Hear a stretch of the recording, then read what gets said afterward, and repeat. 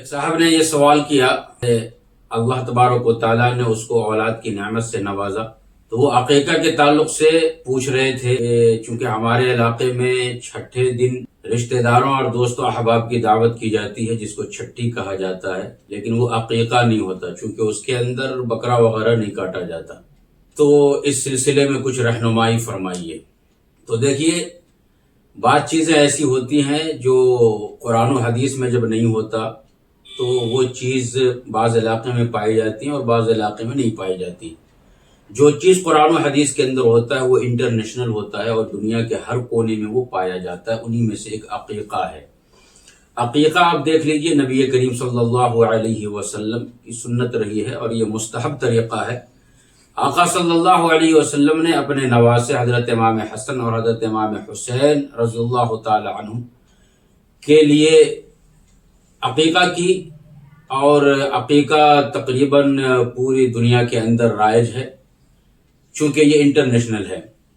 تو بہرکیف اب دیکھیے، چھٹے دن جو دعوت کی جاتی ہے یہ اسلام کے اندر اس دعوت کا کوئی ذکر نہیں ہے۔ جو لوگ چھٹے دن بچے کے پیدائش پہ دعوت کرتے ہیں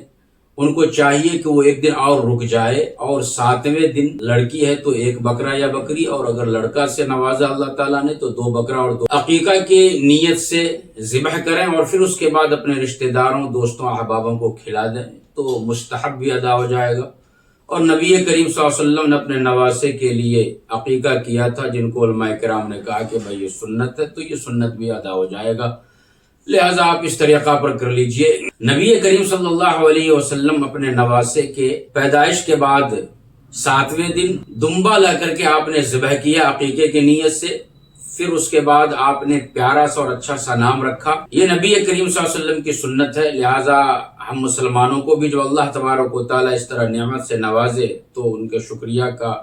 اظہار ہم اس طریقہ پر کر سکتے ہیں عقیقہ کے ذریعے سے۔ اور پھر نبی کریم صلی اللہ علیہ وسلم نے ارشاد فرمایا کہ تم اپنے بچے کے سر کے بال کو نکالو، اور نکالنے کے بعد پھر اس بال کے وزن کے برابر کچھ چاندی وغیرہ صدقہ کر دیا کرو۔ تو یہ مکمل نبی کریم صلی اللہ علیہ وسلم کا طریقہ ہے، لہٰذا ہمیں چاہیے کہ ہم اسی طریقے کو فالو کریں اور اسی کے اوپر ہم چلنے کی کوشش کریں۔ اللہ تبارک و تعالی ہم سبوں کو عمل کی توفیق عطا فرمائے۔